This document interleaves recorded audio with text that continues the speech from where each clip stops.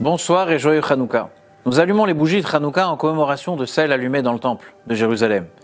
D'ailleurs, c'est l'occasion presque unique dans le judaïsme de recréer ce qui s'est déroulé dans le temple par le Kohen. Mais cette fois-ci, pour nous, chacun d'entre nous devient le Kohen dans son foyer.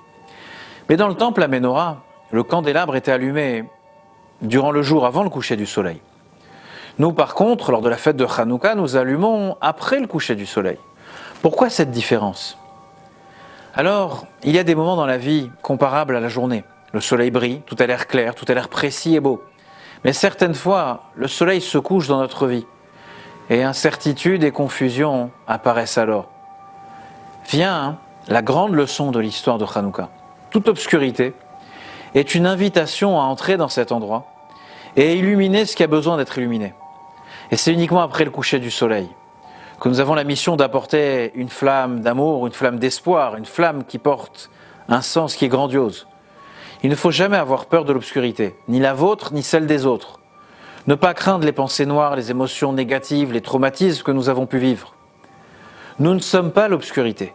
Nous sommes ici pour s'y confronter et la transformer en tremplin pour une conscience et une compréhension plus profonde de la vie, pour trouver une relation et un amour qui est plus profond à notre Torah, à nos mitzvot. Nous ne sommes pas les victimes de l'obscurité qui règne autour de nous. L'obscurité est une invitation, pas une destination. Certains, dans telle situation, abandonnent.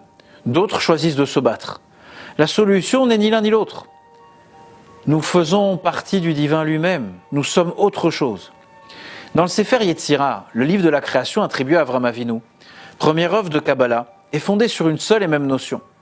En hébreu, Olam, Shana, Nefesh, qui pourrait se traduire en français par l'espace géographique, l'espace-temps et l'individu, l'âme. Dans le temple, la lumière de la Ménorah était limitée dans l'espace, dans le Olam, uniquement présente et valable à l'intérieur du temple de Jérusalem. Celle de Hanouka existe partout, dans le monde entier. Dans le temple, la lumière de la Ménorah était limitée dans le temps, Shana, uniquement à l'époque du temple. Alors que les bougies de Hanouka, nous dit le texte, Enam betelim leolam, elles seront éternelles.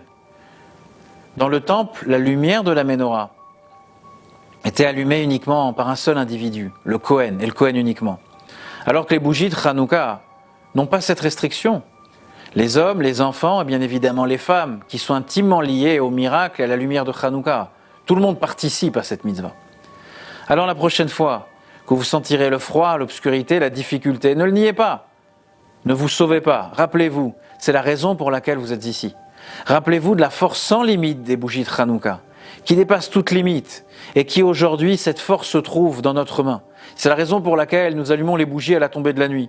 Contrairement à celle du temple, à l'époque du temple, physiquement et spirituellement, tout allait pour le mieux. Alors, il n'y avait pas de besoin d'illuminer un extérieur qui n'existait presque pas. Ensuite vint une période obscure qui exigeait une lumière plus profonde. Et c'est la raison pour laquelle nous allumons les bougies après la tombée de la nuit. Notre mission est donc de ne pas céder à l'obscurité, mais venir ici l'illuminer. Hanouka Sameach.